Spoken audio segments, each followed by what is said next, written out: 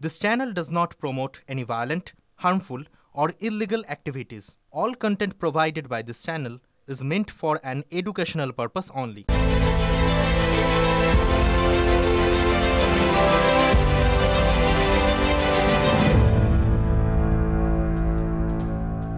এখন সময় বাছাই করা বেশ কিছু ব্রেকিং নিউজে প্রথম যে ব্রেকিং নিউজের দিকে নজর রাখবো রোহিঙ্গা ইস্যুতে কড়া মন্তব্য সুপ্রিম কোর্টের কড়া পর্যবেক্ষণ সুপ্রিম কোর্টের প্রধান বিচারপতির অনুপ্রবেশকারীদের কি রেড কার্পেট দিতে হবে অনুপ্রবেশকারীরা খাওয়া থাকার দাবি তুলছে মন্তব্য দেশের প্রধান বিচারপতির পরের ব্রেকিং নিউজে আসা যাক সেকেন্ড ব্রেকিং নিউজ এই মুহূর্তে প্রতারণার শিকার ভারতীয় সেনার অবসরপ্রাপ্ত জওয়ান হাসখালির তৃণমূল যুব সভাপতির বিরুদ্ধে জমি বাড়ি দখলের অভিযোগ সস্ত্রে গান্ধী মূর্তির পাদদেশে অবস্থান অবসরপ্রাপ্ত জওয়ানের মঙ্গলবার তার সঙ্গে দেখা করতে যান বিজেপি নেতা সজল ঘোষ পরের ব্রেকিং নিউজের দিকে এবার নজর রাখা যাক থার্ড ব্রেকিং নিউজ আগামী সপ্তাহে সংসদে এসআইআর বিতর্ক এসআইআর বিতর্কের জন্য সংসদে 10 ঘন্টা সময় বরাদ্দ সংসদে অচলাবস্থা কাটাতে সিদ্ধান্ত সরকারের ফোর্থ ব্রেকিং নিউজের দিকে নজর রাখা যাক 4 নম্বর ব্রেকিং নিউজ ত্রাণ পাঠাতে গিয়েও মুখ পুরল পাকিস্তানের শ্রীলঙ্কায় মেয়াদ উত্তীর্ণ ত্রাণ সামগ্রী পাকিস্তানের আচরণে হতাশ শ্রীলঙ্কা পরবর্তী ব্রেকিং নিউজের দিকে নজর রাখা যাক ফিফথ ব্রেকিং নিউজ 4 ডিসেম্বর ভারতে আসছেন Vladimir Putin 5 December Modi Putin বৈঠক অবশ্যই বৈঠকের দিকে নজর থাকবে তবে এই মুহূর্তে সিক্সথ ব্রেকিং নিউজের দিকে নজর রাখা যাক 6 নম্বর ব্রেকিং নিউজ মালদায় হনুমান মন্দিরের তরুণ উদ্বোধন শুভেন্দুর তরুণ উদ্বোধনের পর ইংরেজ বাজারে মিছিল হিন্দুদের ঐক্যবদ্ধ হওয়ার ডাক শুভেন্দু অধিকারী এবার 7 নম্বর ব্রেকিং নিউজ 7 ব্রেকিং নিউজ ডিমের দাম বাড়ার জন্য কেন্দ্রকে দায়ী করলেন মমতা মুরগির খাবারের দাম বছরে 12% বাড়াচ্ছে কেন্দ্র মন্তব্য মমতার পরবর্তী ব্রেকিং নিউজ থেকে নজর রাখা যাক 8 নম্বর ব্রেকিং নিউজ এসআইআর ইস্যুতে ডিএমদের আশ্বাস মুখ্যমন্ত্রীর ভয় পাবেন না ডিএমদের আশ্বাস মমতার প্রাক্তন আমলা কেন বিশেষ অবজারভার প্রশ্ন মমতার রাত 9টার পর ফোনে ভয় দেখাচ্ছে অভিযোগ মমতার সূত্রের খবর ডিএমদের মমতা বলেন কাজ করে যান আমি আছি এবার 9 নম্বর ব্রেকিং নিউজের দিকে নজর রাখা যাক 9th ব্রেকিং নিউজ সাইবার প্রতারণা রুখতে এবার সঞ্চার সাথী অ্যাপ সব স্মার্টফোনে বাধ্যতামূলক সঞ্চার সাথী অ্যাপ নির্মাতাদের অ্যাপ প্রি ইনস্টলের নির্দেশ কেন্দ্রের সঞ্চার সাথী অ্যাপে আপত্তি অ্যাপেলের এই মুহূর্তে 10 নম্বর ব্রেকিং নিউজের দিকে নজর রাখা যাক 10th ব্রেকিং নিউজ খেলার সময় বোমা ফেটে জখম বালক হাওড়ার 10 নম্বর বোধন মিস্ত্রি লেনের ঘটনা বাড়ির সামনেই খেলছিল বালক হঠাৎ বিস্ফোরণে কেঁপে ওঠে এলাকা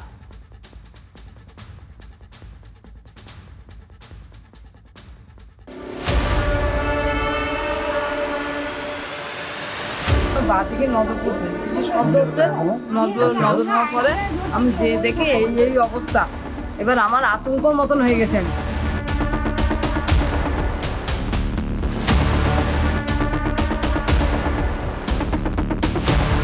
একটা বাচ্চা রক্তাক্ত অবস্থায় পড়ে আছে সদ্যজাত বাচ্চা হ্যাঁ একজন একদিনের বাচ্চা যেভাবে রক্ত পড়েছিল হয়তো আমরা ভেবেছিলাম হয়তো পাঁচিল থেকে ওকে ঢিল মেরে ফেলেছে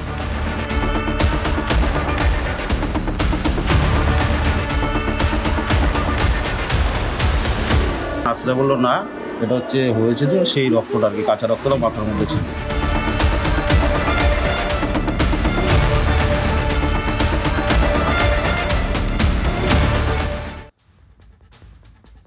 রাত নেমেছিল রেল কলোনিতে বাইরে তখন কুয়াশার ঘনঘোর শীতের রাত আরও যেন নিঝুম হিমেল রাত কাঁচা ঘুমে বাগড়া দিচ্ছিল পাড়ার কালু ভুলুরা মানে ভৌ ভৌ করে যারা সারা রাত কুকুরের যা কাজ আর কি বিরক্তি নিয়েই পাশ ফিরে আবার ঘুমিয়ে পড়ে গোটা মহল্লা গোটা কলোনি ভোরের দিকে আবার চিৎকার এবার কান আটকে যায় এক শিশুর কান্নায় শীতের আড়মোড়া ভেঙে মানব শিশুর কান্নার শব্দকে অনুসরণ করেন কলোনির মা কাকিমারা ফুটফুটে সদ্যজাত শিশু অনাভরণ গায়ে এক কুচি কাপড় নেই তার তখনও কাটা নারীর রক্ত শুকোয়নি জন্মের পর যার মায়ের কোলে উষ্ণতায় পরম তৃপ্তি পরম সুখ পাওয়ার কথা সেই সদ্যজাত রাত ভর ভিজেছে কনকনে শিশিরে। একবার ভাবুন, যার গর্ভে 10 মাস 10 দিন নিশ্চিন্তে ছিল এই শিশু, এই সদ্যজাত,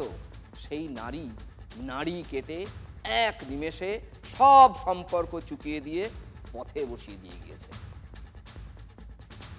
পাশেবাড়ি কাকিমা একটা বাচ্চাকে পড়াতে দিয়ে যাচ্ছিল, আসার পথে দেখছে, কাকিমা আবার বলছে দেখো তো কি এটা, তারপরে আসে দেখে একটা বাচ্চা রক্তাক্ত অবস্থায় পড়ে আছে।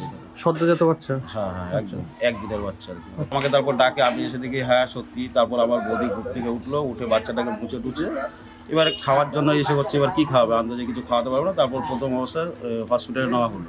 যেন আমরা যেভাবে রক্ত পড়েছিল, হয়তো আমরা ভেবেছিলাম হয়তো পাঁচিল থেকে ওকে ঢিল মেরে ফেলেছি। তারপর হসপিটাল যাওয়ার পরে ট্রিটমেন্ট করলো, নার্সরা বললো না এটা হয়েছে যে সেই রক্তটা আর কি, কাঁচা রক্তটা মাথার মধ্যে ছিল। দূরের থেকে তো আসবে না, আশেপাশে কারো না কারোর বাচ্চা হবে। এরপর যা হয়, খবর পেয়ে পুলিশ এসেছে, সদ্যজাতকে উদ্ধার করে নিয়ে গেছে হাসপাতালে তার চিকিৎসা চলছে। নিয়ম মেনে চাইল্ড লাইনের হাতেও তুলে দেওয়া হবে এই শিশুকে। এই গোটা ঘটনাটায় হিরো কে বলুন তো? কে হিরো বলুন তো? পুলিশ নাকি নবদ্বীপের স্বরূপগঞ্জ রেল কলোনির বাসিন্দারা? না, এরা কেউ হিরো নন। রেল কলোনির লালু ভুলুরাই আসল হিরো। সারমেয়র দল রাত ভর ওরাই, মানে পাড়ার কুকুরগুলো আগলে রেখেছিল এই সদ্যজাত শিশুটিকে। শিশুর কান্না শুনেও কলোনির কোনো মানুষ যখন বেরোয়নি, ওরা কিন্তু অধৈর্য হয়নি, ফেলেও পালায়নি। কারণ ওরা জানতো ছেড়ে গেলেই যে কোনো সময় শেয়ালে ছিঁড়ে খেত নিষ্পাপ এই জীবনকে। রেল কলোনির লোকজনও স্বীকার করছেন, রাতে রেল কলোনিতে শিয়ালের বড্ড উৎপাত, বড় উপদ্রব। শুধু কুকুরের দল দেখলেই শিয়ালেরা ভয় পায়। আমি মানে পুকুর তুলে এসে আমি বাথরুমে যাবো এমন সময় বাঁ দিকে নজর পড়ছে, কিছু শব্দ হচ্ছে, নজর নেওয়ার পরে আমি যে দেখে এই অবস্থা। এবার আমার আতঙ্কর মতন হয়ে গেছে। আমি তারপর আমি করে নিতে আসি না, তারপর আমাদের বৌমা মানিকের বউ এসে তার ন্যাকড়া চোকড়া এনে তারপর নিল জড়াই। তাহলে এক কাজ করো, তাহলে হসপিটালে নাও, হসপিটালে নিলে একটু যা করে করুক ওরা, দেখে একটু ট্রিটমেন্ট হলে তারপরে হসপিটালে নেওয়া হলো মহারাজগঞ্জে। এটা আমার মনে হচ্ছে যে আশেপাশের লোক ছাড়া আমার দূরের লোক আসেনি। আসতে করে বাচ্চারা মনে হয় শুয়ে ছিঁড়ে চলে গেছে। হ্যাঁ, একদম উলঙ্গ, কিচ্ছু নাই। ছেলে বাচ্চা? হ্যাঁ, ছেলে বাচ্চা। আচ্ছা বলুন তো, ঠোঁটকাটা এই খবরটা আপনাদের দেওয়ার সময় এই যে আমাদের পেছনে বড় বিগ বল, বড় পর্দা, কেন পাশবিক ক্যাপশনটা দিয়েছি? যে কোনো ঘটনাকে আমরা পাশবিক বলে দেখে দিই। কোথাও একটা নিষ্ঠুর কাজ কেউ করেছে, অমনি সেটা হয়ে গেল মানুষের চোখে পাশবিক। আমরা কিন্তু পশুদের অপমান করি।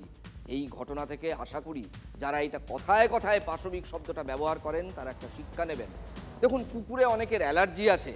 কুকুর মানেই যে কামড়ে ছিঁড়ে খুঁড়ে খেয়ে দেয় এমন কিন্তু নয়। এই জেনারেলাইজ ধারণাটা কিন্তু ভুল। কুকুরের কাজ কুকুরে করেছে, কামড় দিয়েছে পায়, আমরা বলি কবিতার লাইন, সব বুঝলাম। এটাও কিন্তু সবসময় ঠিক নয়, বেশিরভাগ সময় ঠিক নয়। এটাও মানুষের একটা ভুল একপেশে প্রচার। অন্তত আমি তাই দাবি করব এই ঘটনা দেখার পর। কুকুরের মন আছে, হৃদয় আছে এবং তুলনাহীন আনুগত্য আছে। যে রাতের অন্ধকারে এই সদ্যজাতকে শৌচাগারের কাছে ফেলে গেল সে তো মানুষ। তার থেকে বড় পাষাণ হৃদয় আর কারো হতে পারে বলুন তো? মুখ্যমন্ত্রী তার প্রশাসনের অন্দরে কোথায় কি করছেন, কাকে কি বলছেন, সব খুঁটিনাটি খবরে কি রাখেন রাজ্যের বিরোধী দলনেতা শুভেন্দু অধিকারী? আজ বলে যাই, মমতা ব্যানার্জির বাড়িতে চাল ডাল কি রান্না হলো সে খবরটাও আমাদের রাজ্যের বিরোধী দলনেতার কাছে থাকে। নবান্নের 14 তলায় বসে তুমি কফির সাথে কি খাও সেটাও শুভেন্দু বাবু জানেন। প্রাক্তন সাংসদ শুভেন্দুর ভাই দিব্যেন্দু অধিকারীর কথা শোনাচ্ছিলাম আপনাদের। মজার কথাটা কি জানেন? খেজুরির সভামঞ্চ থেকে দিব্যেন্দু যেদিন এই দাবিটা করছেন যে তার কাছে, মানে বিরোধী দলনেতার কাছে, তার দাদার কাছে সব খবর আসে মমতার প্রশাসনের, ঠিক সেই সকালেই, মানে আজ একটা পোস্ট সামনে এসেছে। সোমবার জেলা শাসকদের সঙ্গে ভার্চুয়াল বৈঠকে মুখ্যমন্ত্রীর কি কথা হয়েছে তার কিছু অংশ সময় ধরে পোস্ট করেছেন বিরোধী দলনেতা। অ্যাটলিস্ট তার দাবি তাই যে এই কথাগুলোই হয়েছে। বৈঠকে মুখ্যমন্ত্রী কি বলে শুরু করেছেন, কতক্ষণ ধরে সেই বৈঠক চলে, তার সময় ধরে ধরে উল্লেখ করেছেন শুভেন্দু অধিকারী। পোস্ট অনুযায়ী মমতা জেলা শাসকদের বলেছেন সবাই সকাল থেকে অনেক কষ্ট করে এসআইআর এর কাজ করছে, আর ওরা রাত 9টার পর ফোন করে চাকরি খাওয়ার থ্রেট দিচ্ছে। আমি সব জানি, আপনাদের চাকরি জীবন অনেকটাই পড়ে রয়েছে, তাই ভেবেচিন্তে বিবেক নিয়ে এসআইআর এর কাজ করবেন। মনে রাখবেন আপনি কিন্তু রাজ্য সরকারের কর্মী, ওরা চলে যাবে, আমরা থাকব। কোন জেলার ডিএমকে তিনি কি বলেছেন, শুভেন্দুর করা পোস্টে একেবারে ঘন্টা মিনিট ধরে তার উল্লেখ রয়েছে, যাকে মিনিটস বলে, খুঁটিনাটি। কখন এটার প্রয়োজন পড়ে বলুন তো, কখন এটার প্রয়োজন পড়ে? বৈঠকের খুঁটিনাটি সবটাই তার নখদর্পণে, এটাই বোঝাতে চেয়েছেন শুভেন্দু অধিকারী। আমার কাছে রেকর্ডিং আছে, উত্তর 24 পরগনার জেলা শাসককে বিশেষ নির্দেশ দিয়েছেন। সবাই শুনেছে, গোটা বাংলার বিডিও ডিএমরা এসডিওরা শুনেছে, যাতে হিন্দুদের নাম, বাংলাদেশ থেকে যারা ধর্ম বাঁচানোর জন্য ভারতে এসছে তাদের নাম যাতে না উঠে বিশেষ নজর রাখতে। This is our chief minister. শুভেন্দুবাবু কি মতুয়াদের কথাই বলতে চাইছেন? এসআইআরে কেউ যদি সাফারার হন, অন্তত এই রকম আতঙ্ক অনেকের মনেই আছে, সেটা কিন্তু মতুয়ারা। আশঙ্কা অনেক যে মতুয়াদের নাম বাদ চলে যেতে পারে, যে মতুয়ারা এতদিন বিজেপির জন্য সুরক্ষিত ভোট ব্যাংক ছিল, অ্যাটলিস্ট 2019-এর ভোটের পর থেকে। সেই ভোট ব্যাংকে ভাগ বসাতে তৃণমূল থেকে কংগ্রেস, মমতা থেকে অধীর, সবাই পথে নেমে পড়েছেন। সেই জায়গা থেকে মোড় ঘোরাতেই শুভেন্দুর মতুয়া গুগলি। দেখুন, রাজনীতি হলো ন্যারেটিভের খেলা। আপনি সত্য হোক অসত্য হোক, একটা থিওরিকে কিভাবে সেল করতে পারছেন সেলসম্যানের মতো। আপনি কত দক্ষ সেলসম্যান। ওই যে বলছিলাম, মাঝে মাঝে আমি বলি যে পারসেপশন জার্নালিজম যাকে বলা, পারসেপশন ক্ষেত্রে, রাজনীতির ক্ষেত্রে পারসেপশন তৈরি করে দেওয়া, একটা ধারণাকে প্রথিত করে দেওয়া, সেটাও কিন্তু এক ধরনের আর্ট। কিন্তু যেটা মমতা বন্দ্যোপাধ্যায়ের কাছে উদ্বেগের, যে ভার্চুয়াল বৈঠকে কি হচ্ছে তার খুঁটিনাটি শুভেন্দু অধিকারী জেনে যাচ্ছেন কি করে। সত্যি তাহলে মমতার প্রশাসনের কোনো খোঁচর রয়েছেন নাকি শুভেন্দুর কাছে? দলনেতা তাহলে কি প্রশাসনের অন্দর থেকেই তথ্য তুলে দিচ্ছে বিরোধী দলনেতাকে? শুভেন্দু অধিকারী দীর্ঘদিন তিনি মমতা ব্যানার্জির দয়ায় বহু দপ্তরের মন্ত্রী ছিলেন, বহু অফিসার ইত্যাদির সাথে তার ব্যক্তিগত স্তরে কোনো সখ্যতা ছিল। কিন্তু শুভেন্দু অধিকারী এখানে যে পোস্ট করেছেন, সেই পোস্ট সামগ্রিকভাবে অমিত মালব্যর স্ক্রিপ্টেড পোস্ট। আমায় যদি বলেন তাহলে শুভেন্দু ভবিষ্যতের দরজা খোলা রাখছে। শুভেন্দু জানে 26-এর পরে সব দরজা বন্ধ হয়ে যাবে, আর এই এলোপি কিচ্ছু থাকবে না। প্রশ্ন আরও একটা আছে, মুখ্য সচিবের সঙ্গে জেলা শাসকদের ভার্চুয়াল বৈঠকে মুখ্যমন্ত্রীকে বরাভয় দিতে হচ্ছে কেন? ভয় পাবেন না। তার জেলা শাসক বিএলওরা কি সত্যি ভয় পাওয়ার মতো কোনো কাজ করছেন? নইলে মুখ্যমন্ত্রী কেন বলতে যাবেন ভয় পাবেন না? এসআইআর এর নামে কোনো অন্যরকম কাজ হচ্ছে কি, এই খবর কি তার কাছে আছে? ভয়টা অ্যাকচুয়ালি কোথায়? যে ধরনের কথাবার্তা তিনি জেলা শাসকদের বলেছেন, তাতে স্পষ্ট হচ্ছে যে তৃণমূল কংগ্রেস এসআইআরের প্রক্রিয়া নিয়ে অত্যন্ত ভয়ে রয়েছে। উনি যে কথা বলছেন, আসলে প্রতিদিন এই ধরনের ভার্চুয়াল কনফারেন্স মাধ্যমে উনি এসআইআরের প্রক্রিয়া থেকে বিডিও, এসডিও সহ বিএলওদেরকে সরিয়ে নিয়ে এসে তাদেরকে এই কাজ থেকে বিরত করার চেষ্টা করছেন। কিন্তু হুমকি দিয়েছে বিএলওদের জেলে পোড়া। মুখ্যমন্ত্রী বলেছেন নির্ভয়ে কাজ করুন, কোনো চাপের কাছে নতি স্বীকার করবেন না। এই জন্যই মমতা বন্দ্যোপাধ্যায় জননেত্রী। এই মুখ্যমন্ত্রী কিছুদিন আগে বলেছিল, মনে রাখবেন বিএলওরা, ডিএমরা সরকারের, রাজ্য সরকারের বিরুদ্ধে কিছু করতে গেলে আমি কিন্তু ছাড়বো না, কারণ বাংলায় আমিই থাকবো। এখন মুখ্যমন্ত্রী বলছেন আমি থাকতে কারো কোনো বিপদ হবে না। অন্যায় না করলে অভয় আশ্বাস দেওয়ার কোনো প্রয়োজন নেই। আর যদি অন্যায় করে, মমতা ব্যানার্জিও কাউকে বাঁচাতে পারবে না, এতটুকু আমি বলতে পারি। আমি প্রত্যেকটা ডিস্ট্রিক্ট অ্যাডমিনিস্ট্রেশনের BDO, DM, SDO, additional SP থেকে শুরু করে, আইসি থেকে শুরু করে, লাইন ডিপার্টমেন্ট থেকে শুরু করে, বিডিও থেকে শুরু করে সকলকে, আপনারা ইলেকশনের কাজ যেমন করছেন করুন, সাথে সাথে মনে রাখবেন আমাদের কিছু মানুষের কাছে কমিটমেন্ট আছে, যেগুলো কন্টিনিউয়াস প্রসেসের স্কিমগুলো চলবে, কিন্তু এই যে আপসের কাজগুলো, তারপর ধরুন নতুন যে কাজগুলো দেওয়া হয়েছে, এগুলো চটপট করে ফেলুন, এবং এটা যে যত তাড়াতাড়ি করবে রাজ্য সরকার থেকে তাকে বিশেষ পুরস্কৃত করা হবে, A to Z। Suvendu Adhikari দল পাল্টানো, দল বদলু, জেল থেকে যাওয়া পালানোর ভয়ে পাশের বাড়ির গার্জিয়ানকে পায়ে হাত দিয়ে প্রণাম করা একজন দলবদ্ধ রাজনৈতিক নেতা।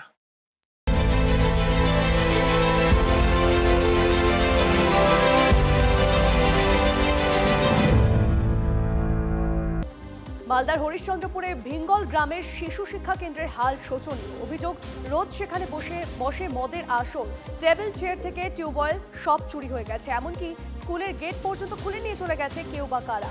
পরিত্যক্ত বাড়ি বলেই মনে হয় এই স্কুল বিল্ডিংকে, যেতে ভয় পায় পড়ুয়ারা। জাতীয় ভলিবল টিমের সুযোগ পেয়ে চীনে পারি তারকেশ্বরের সহেলি সামন্ত। 4 ডিসেম্বর থেকে 13 ডিসেম্বর পর্যন্ত অনূর্ধ্ব 15 ওয়ার্ল্ড স্কুল ভলিবল চ্যাম্পিয়নশিপের আসর বসছে চীনে। সেখানে খেলার সুযোগ পেয়েছে 8ম শ্রেণীর ছাত্রী সহেলি। জেলা, রাজ্য ও জাতীয় স্তরে দুরন্ত সাফল্যের পর এবার বিশ্বের দরবারে নিজেকে প্রমাণ করার পালা। রাস্তায় পড়ে সদ্যজাত, রাতভর পাহারা দিল পাড়ার স্কুলে কুকুরের দল। নবদ্বীপের শরৎগঞ্জের রেল কলোনিতে হইচই, কান্নার আওয়াজ শুনেছিলেন অনেকেই, কিন্তু রাতে আর ঘর থেকে বেরোননি কেউ। স্থানীয়দের দাবি, রাতের অন্ধকারে কেউ শিশুটিকে ফেলে চলে গিয়েছিল। চারপাশ ঘিরে কয়েকটি কুকুর সারা রাত তাকে পাহারা দিয়ে রাখে। বাউরি কালচারাল বোর্ডেও শাসক দলের কোন্দল চরমে। অগস্টে বোর্ডের চেয়ারম্যান পদ থেকে তৃণমূল নেতা দেবদাসকে সরিয়ে তৃণমূলের শিক্ষক নেতা দীপক দুলেকে বসানো হয়। ভাইস চেয়ারম্যান করা হয় দেবদাসকে। তারপর থেকেই দুই নেতার দ্বন্দ্ব চরমে। কাজিয়ার জেরে বর্তমান চেয়ারম্যানের অপসারণের দাবিতে বিক্ষোভ বাউরি সমাজের একাংশের। ডানকুনিতে বন্ধ ঘর থেকে উদ্ধার পচা গলা দেহ, এলাকায় আতঙ্ক চরমে। সুভাষ পল্লীতে ভাড়া বাড়িতে থাকতেন নবনীত ঝা। গত 2 দিন ধরে তাকে ঘর থেকে বেরোতে দেখা যায়নি। সন্দেহ হওয়ায় বাড়ির মালিক পুলিশে খবর দেয়। এরপরই উদ্ধার দেহটি। অস্বাভাবিক এই মৃত্যু ঘিরে রহস্য, সূত্রের খোঁজে পুলিশ। জেলে শাহজাহান, কিন্তু বাইরে তাণ্ডব শাহজাহানের গুন্ডা বাহিনী। সন্দেশখালী সরবেরিয়ায় মণ্ডল পরিবারকে মারধর, হুমকির অভিযোগ। তাদের জমি দখল করে শাহজাহান মার্কেট তৈরির অভিযোগ। কিছুদিন আগে ওই মার্কেটে বৈঠক করছিল তৃণমূল, তাতে বাধা দেওয়ায় মণ্ডল পরিবারের উপর হামলার অভিযোগ।